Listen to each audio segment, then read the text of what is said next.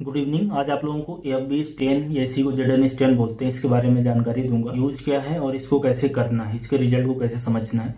FB का मतलब होता है एसिड फास्ट स्टेन। ये बेसिकली टीबी का जो बैक्टीरिया है उसको स्टेन करने के लिए करा जाता है, उसको आइडेंटिफाई करने के लिए करा जाता है। और जेडन स्टेन भी इसी को बोलते हैं, जील नीलसन स्टेन, जो साइंटिस्ट के नाम पे पड़ा है। तो इसका जो मेन यूज होता है कि कहीं भी अगर टीबी का बैक्टीरिया है उसको डायग्नोस करने के लिए करा जाता है। तो माइकोबैक्टीरियम ट्यूबरकुलोसिस है, उसमें भी काम आएगा, लेप्रे में भी काम आएगा।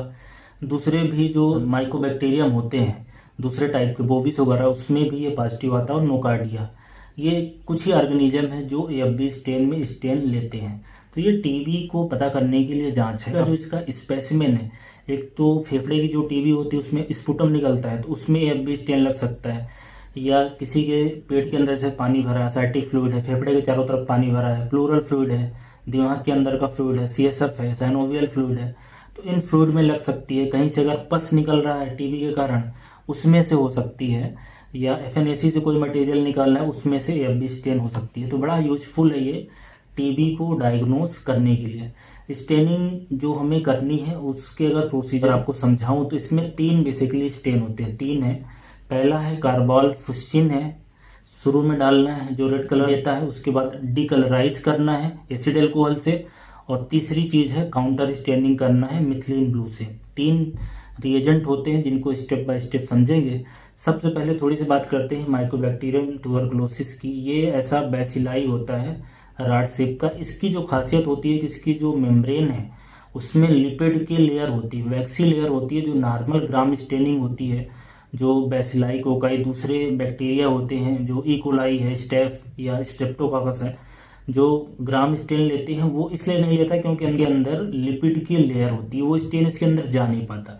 ये इसकी खासियत है, इसलिए एफबी स्टेन बनाना पड़ा। तो ये लिपिड लेयर के कारण ये ग्राम स्टेनिंग नहीं लेता, एफबी स्टेन लेना पड़ता है। अब लिपिड लेयर के अंदर स्टेन जाए, इसके लिए जो कार्बाल फुस्सिन है उसको डालना है और उसको गर्म करना है। ये स्टेप आपको समझनी जरूरी है कि सबसे पहले अगर प्रोसीजर को समझाएं तो कोई भी स्पेसिमेन हो, चाहे वो पस हो, स्पुटम हो, एक स्लाइड पतली सी बना लिया, उसको फिक्स करना है। किससे करना है? हीट से करना है। तो ड्राई करने के बाद हीट फिक्स कर दिया। पहली स्टेप है कार्बाल फुस्सिन। कार्बाल फुस्सिन डाला, स्मेयर को कवर करा, फिर हल्की फ्लेम में नीचे से गर्म करना है। उबालना नहीं है, जो स्टेन है उबलना नहीं चाहिए, बस गर्म करना है 5 मिनट के लिए। और 5 मिनट के लिए फिर और रखना है।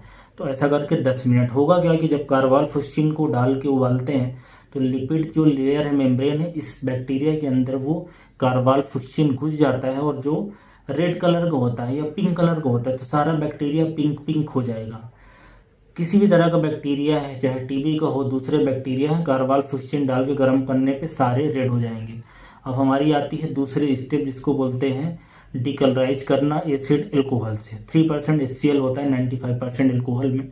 अब उसको जब डालते हैं 2 मिनट के लिए, तो जो टीबी का बैक्टीरिया होता है वो डीकलराइज नहीं होता। उसके अंदर का जो रेड कलर है, कार्बाल फुस्सिन है, वो लिपिड लेयर के कारण बाहर नहीं निकलता। लेकिन बाकी जो बैक्टीरिया है, नॉन ट्यूबरकुलर बैक्टीरिया है या नॉन माइकोबैक्टीरियम जो बैक्टीरिया है, उनके अंदर का कार्बाल फुस्सिन बाहर चला जाएगा, रेड कलर बाहर चला जाएगा। तो ये स्टेप करनी है 2 मिनट के लिए। स्लाइड वॉश करने के बाद अब काउंटर स्टेन करना है मिथिलीन ब्लू। मिथिलीन ब्लू डालेंगे तो टीबी का बैक्टीरिया चूंकि रेड कलर ले लिया था, डिकलराइज हुआ नहीं है, तो आसपास की चीज़ें ब्लू हो जाएंगी, बैक्टीरिया बस रेड दिखेगा। लेकिन अगर टीबी का बैक्टीरिया नहीं होगा, कोई दूसरा बैसिलाई होगा या दूसरा कोकाई होगा, तो वो ब्लू कलर ले लेगा। तो ये बेसिकली इसके पीछे का कंसेप्ट है और प्रोसीजर है। तो 3 रिएजेंट हो गए। कार्बाल फुस्सिन 10 मिनट के लिए डालना है, वॉश करना है, उसी समय गर्म करना है ताकि अंदर चली जाए। डिकलराइज किया 2 मिनट के लिए, अराउंड 30 सेकंड के लिए काउंटर स्टेन करना है। अब स्लाइड को फिर सुखा के आयल इमर्शन में देखना है। अब रिजल्ट कैसे देखना है, कैसे दिखता है? तो टीबी का बैक्टीरिया आपकी स्क्रीन पे दिख रहा होगा, इस तरीके का कुछ राड शेप का पिंकिश कलर का दिखेगा, ऐसा क्लस्टर में दिखता है। अगर टीबी का नहीं होगा तो फिर वो ब्लू कलर का दिखेगा। तो ये इसका रिजल्ट है, इससे हम टीबी के बैक्टीरिया को पता कर पाते हैं। इसी को बोलते हैं एफबी स्टेन या जेडन स्टेन। तो ये बड़ी इंपॉर्टेंट जांच है, ये डायरेक्ट एविडेंस है और सबसे अच्छा ये गोल्ड स्टैंडर्ड माना जाता है। अब इसमें एक प्रॉब्लम है गर्म करने वाली। कई बार लोग सही से गर्म नहीं कर पाते या गर्म करने के लिए अपने पास व्यवस्था नहीं है, या जो एसिड अल्कोहल ये कई बार आग पकड़ लेता है। तो इसके लिए कोल्ड मेथड भी आ गई है, उसको किनयान स्टेन बोलते हैं, किनयान मेथड बोलते हैं। उसमें बेसिकली जो गर्म करने वाली स्टेज है, कार्बालफुस्सिन डालने के बाद गर्म करना है, तो उसमें करना क्या होता है कि कार्बालफुस्सिन का स्ट्रेंथ बढ़ा देते हैं, उसका कंसंट्रेशन बढ़ा देते हैं। तो कार्बालफुस्सिन और जो फिनाल है उसका स्ट्रेंथ बढ़ा देते हैं और जो ड्यूरेशन है उसको भी बढ़ा देते हैं। नॉर्मली 10 मिनट के लिए रखना है, अब इस केस में 20 मिनट रखना है। तो ये फिर ये थोड़ा सा वेरिएशन हो गया जिसमें गर्म करने की जरूरत नहीं पड़ेगी। तो आजकल जो रिएजेंट किट वगैरह आती हैं कोल्ड मेथड वाली, उसमें सिर्फ यही रहता है कि जो शुरू की स्टेप थी गर्म करने वाली वो 10 मिनट की थी, उसमें कार्बालफुस्सिन का कंसंट्रेशन कम था। अब कोल्ड मेथड में कार्बालफुस्सिन में का कंसंट्रेशन बढ़ गया है और टाइम बढ़ गया है, बाकी की स्टेप सेम रहेगी।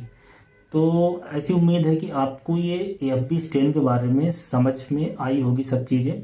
स्पेसिमेन जब कलेक्शन होगा तो क्लीन कंटेनर होना चाहिए, उसमें कोई प्रिजर्वेटिव या कुछ भी ऐड करने की ज़रूरत नहीं है। और एएफबी स्टेन कोई ज़्यादा महंगा टेस्ट नहीं होता, जेडन स्टेन ये लैब में 200-250 रुपये में आसानी से हो जाता है, लेकिन बहुत ही इम्पॉर्टेंट जांच है और इसको इस तरीके से करना होता है।